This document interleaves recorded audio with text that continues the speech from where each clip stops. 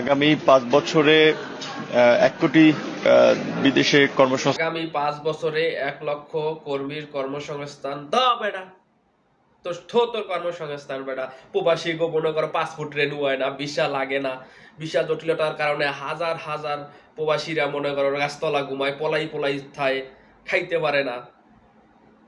কেডা তোরে প্রবাসীকে দায়িত্ব দিছে? কেডা তোর দায়িত্বটা দিছে প্রবাসীর? তুই প্রবাসী সম্পর্কে কি জানোস? আজ পর্যন্ত সংসদে যাইয়ে প্রবাসীদের বিরুদ্ধে, আজ পর্যন্ত সংসদে যাইয়ে প্রবাসীদের পক্ষে তুই দুইটা কথা কইতে পারছস?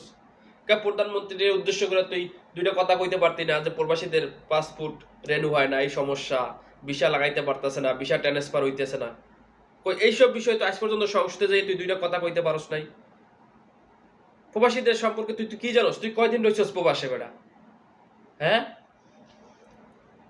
তোরে যে দায়িত্বটা দিছে তুই আসলে নাদান বাচ্চা খোকা, তুই এই সম্পর্কে পারবি না। তুই ওই জায়গায় ওই পদ থেকে আর সরিয়ে দাঁড়া। ওই পদ রিজেন দিয়ে তুই যে পারবে, যে বুঝে প্রবাসীদের সম্পর্ক বুঝে, প্রবাসীদের দুঃখ বুঝে, কষ্ট বুঝে, এরম একজনরে তুই তোর পদটা ভাই ছাইড়ে দে, আল্লাহর হস্তে ছাইড়ে দে ভাই।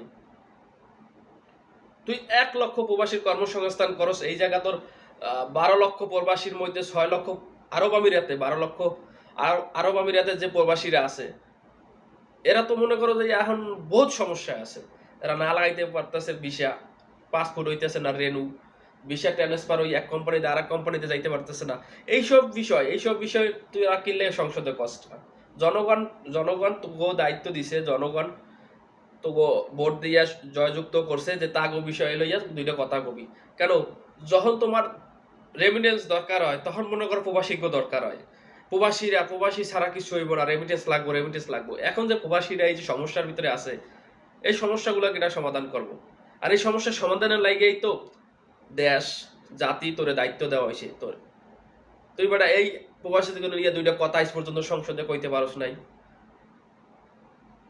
নির্লজ্জ জাতি হিসেবে আজকে যে সৌদি আরবের শ্রম বাজার নষ্ট হয়ে যাইতেছে, মালয়েশিয়ার শ্রম বাজার নষ্ট হয়ে যাইতেছে, আরব আমিরাতের কথা তো বাতি দিলাম, এটা তো মনে করো যে 100% আরব আমিরাতে যে শ্রমিকরা আছে তারা যে কত কষ্টে দিন কাটাইতেছে একমাত্র তারা জানে।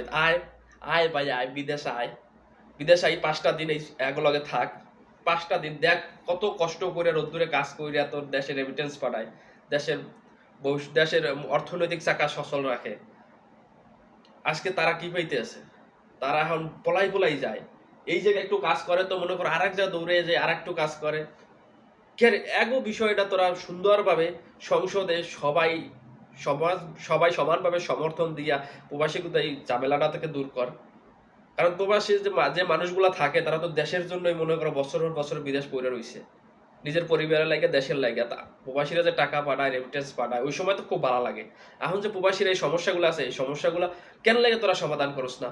তুই যদি না পারস তুই ইস্তফা দে দায়িত্ব থেকে। ইস্তফা দিয়া যে পারে হ্যারে দায়িত্ব দেওয়া হোক। তাও ভাই এরকম কষ্ট দিস না প্রবাসীরা বহুত ঝামেলার মধ্যে আছে, বুঝতে পারছো?